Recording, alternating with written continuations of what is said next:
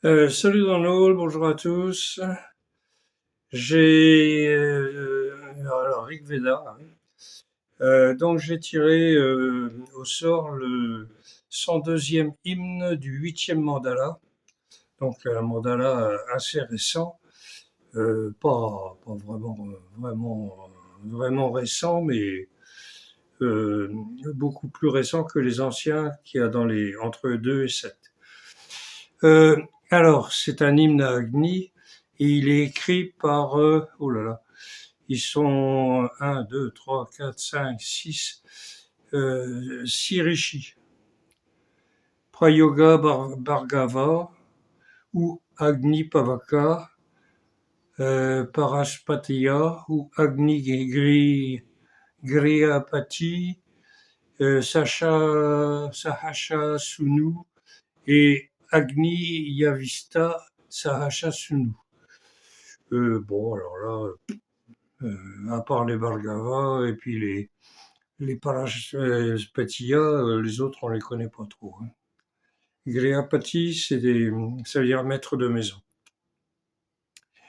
Alors la métrique, il y a 4 mètres et c'est des Gayatri et des dérivés de Gayatri.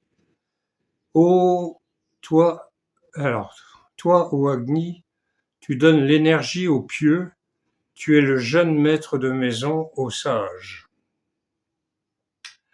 Là, il y a rien à dire, hein. Nous chantons ensemble les dieux, ô Agni, avec révérence. Toi qui connais la lumière, apporte-la nous. Nous chantons ensemble les dieux, ô Agni, avec révérence. Toi qui connais la lumière, apporte-la nous. Voilà. Avec toi, le plus animé, le plus jeune, nous sommes toujours vraiment jeunes pour obtenir la force. Donc, je répète, hein, toujours, la force, c'est la force spirituelle qui est nécessaire pour arriver au ciel, quoi. Comme Ora Vibrigu, comme Apnavana, j'appelle le radieux Agni dont l'océan est le vêtement. Alors, Agni, c'est le feu. S'il a comme vêtement l'océan, donc c'est pas évidemment pas à prendre par le textuellement. Alors c'est un Orava Brignou, c'est un brigou qui est né par la cuisse. Donc ça rappelle aussi l'histoire qu'on retrouvera peut-être plus tard, ou même sûr, l'histoire de la cuisse de Jupiter. Rien à voir avec notre président préféré. Enfin, préféré. Donc le radieux Agni, dont l'océan est le vêtement, bon bah, donc l'océan, c'est à prendre dans ce sens-là. J'appelle le sage qui hurle comme le vent, celui qui hennit puissamment comme un nuage, Agni, dont l'océan est le vêtement. J'appelle le sage qui hurle comme le vent, celui qui hennit puissamment comme un nuage, Agni, dont l'océan est le vêtement. Alors, bon, le vent qui hennit, bah oui, ça arrive. Hier soir ici, ça hennissait fort. J'appelle le simulateur de Savitri, le stimulateur, pardon, de Savitri, qui est comme une portion, celui qui donne du plaisir, Agni, dont l'océan est le vêtement. J'appelle le stimulateur de Savitri, qui est comme une portion, celui qui donne du plaisir, Agni, dont l'océan est le vêtement. Alors, le stimulateur de Savitri, c'est le... alors, attends, portion Savitri, c'est le soleil dans son aspect stimulateur. Hein, quand il se lève, hop, tout le monde se réveille, la végétation repart, etc. Et une portion de richesse, bien sûr. Celui qui donne du plaisir, Agni, dont l'océan est le vêtement. Vers Agni, celui qui fait croître les plus nombreux des sacrifices, donc pour le puissant fils. Pardon. Vers Agni, celui qui fait croître les plus nombreux de sacrifices, donc pour le puissant Fils. Oui, la lumière fait croître. Voilà. Selon que celui-ci soit pour nous, Tvashtri, pour nous bâtir comme une apparence par son intention favorable, euh, selon que celui-ci soit pour nous, Tvashtri, pour nous bâtir comme une apparence par son intention favorable. Tvashtri, c'est l'artisan. Hein, c'est un dieu qui fait des chars, qui répare, c'est un artisan. Voilà. Alors il nous bâtit une apparence. Bon, cet Agni règne sur tous les bonheurs parmi les dieux, il s'approche de nous avec ses forces. Cet Agni règne sur tous les bonheurs parmi les dieux, il s'approche de nous avec ses forces. Honoré le plus splendide de tous les invocateurs, Agni dans les anciens sacrifices. Honoré le plus splendide de tous les invocateurs, Agni dans les anciens sacrifices, c'est le Hotar, c'était donc le prêtre qui était chargé le plus de faire le plus ces invocations. On retrouve ça dans le premier vers du Rig Veda, au Agni, Agni Mile Purohitam, Yajnasa Devam Ridvijam, Otaram, Vatnadatamam. Otaram, c'est le Otar.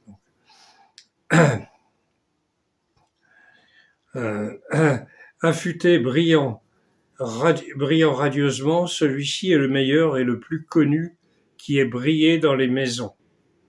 Affûté, brillant radieusement, celui-ci est le meilleur et le plus connu qui ait brillé dans les maisons. Ouais,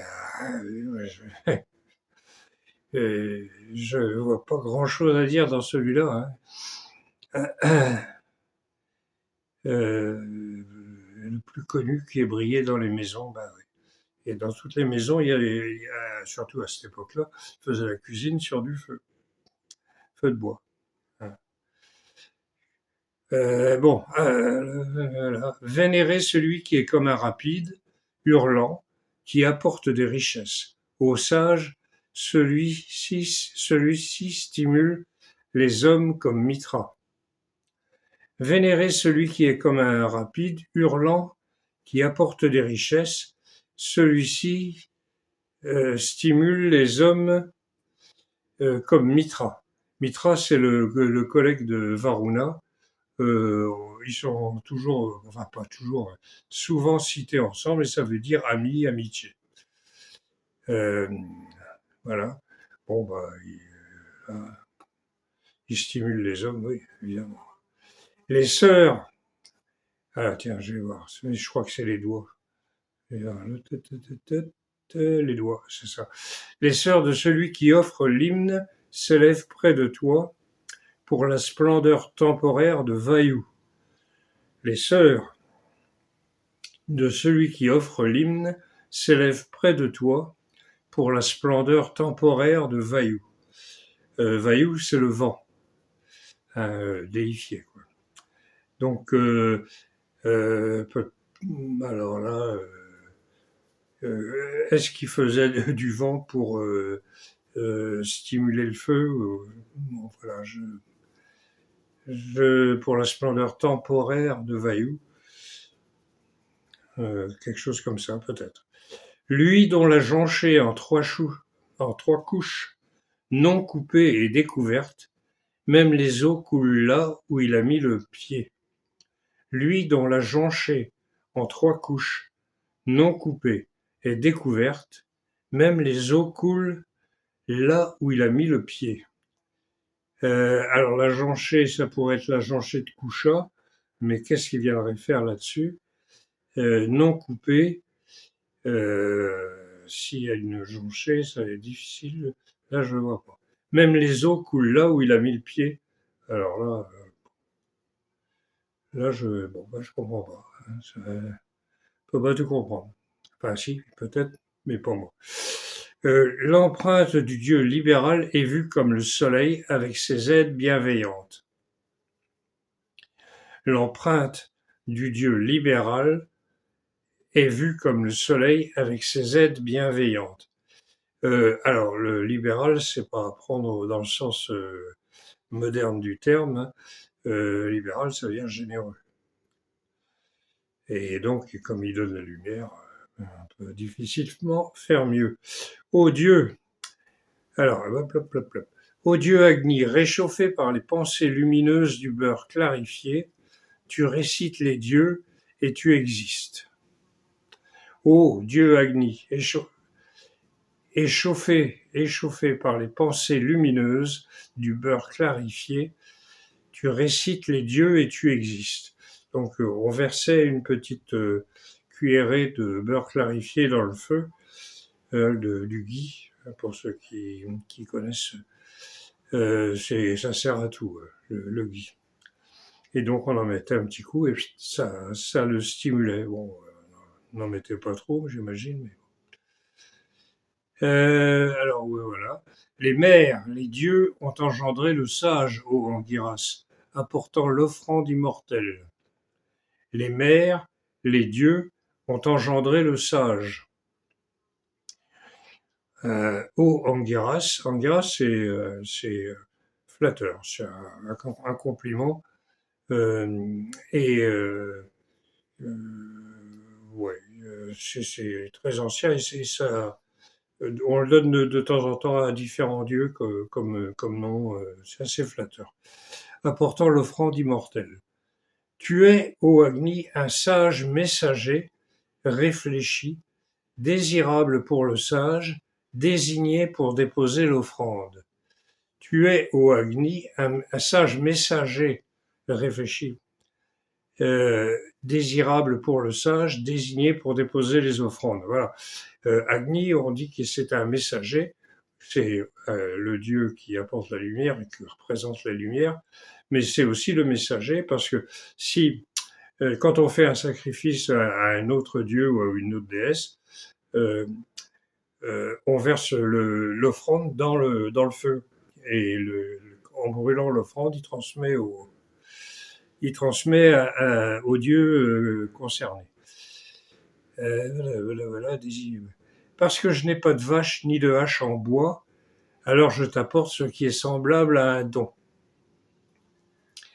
Parce que je n'ai pas de vache ni de hache en bois. Alors voilà, avec des haches en bois, je sais pas ce qu'on peut faire. Enfin bon. Alors je t'apporte ce qui est semblable à un don. Donc là, je vais voir la note de bas de page. Un hymne. Bon. Ouais. Je n'ai pas de vache. Ah oui, à offrir, oui. Ni de hache en bois. Alors là, je vois pas ce que ça peut être, mais bon. Alors je t'apporte ce qui est semblable à un don. Là, ce serait l'hymne. Bon. Ouais. Ceux-ci, ô Agni, t'ont donné un morceau de bois. Oui, ceux-ci, bien sûr, réjouis-toi, toi le plus jeune. Alors, ceux-ci, ô Agni, t'ont donné un morceau de bois. Pour voler. Euh, oui, bien sûr, oui, ceux-ci, bien sûr, réjouis-toi, toi le plus jeune. Alors, on dit que Agni est toujours le plus jeune parce qu'il y a toujours quelqu'un qui allume un feu quelque part. Donc, il y a des feux qui s'éteignent, mais il y a plein d'autres qui s'allument. Donc, voilà, il est toujours jeune et il renaît de lui-même. Parce que souvent, ou pratiquement tout le temps, on utilisait les braises pour redémarrer un feu. Les braises d'un autre feu, et puis voilà. Quand le termite mange, quand la fourmi rampe, que tout ça soit du beurre clarifié pour toi. Quand le termite mange, quand la fourmi rampe, euh, que tout ça soit du beurre clarifié pour toi. Bah, ouais. Je... Ah oui, d'accord. Oui, parce que la fourmi rampe, enfin, elle marche sur le bois, le termite, il est dans le bois, ou la termite, d'ailleurs, je sais pas si on dit le ou la termite, et que tout ça soit du beurre clarifié pour toi, que ce soit, voilà, que ça te stimule. Allumant Agni par la pensée, le mortel peut unir son esprit. Il allume Agni avec ses flammes. Allumant Agni par la pensée, le mortel peut unir son esprit, il allume Agni avec ses flammes. Alors, unir son esprit au Brahman, bien sûr. Voilà. Hop. Ah ben ça y est, c'est fini. Ah, voilà. Bon, ben voilà. Donc, c'était donc le 102 du 8e mandala. Voilà. Je vous remercie et je vous dis au revoir et on se revoit la prochaine fois.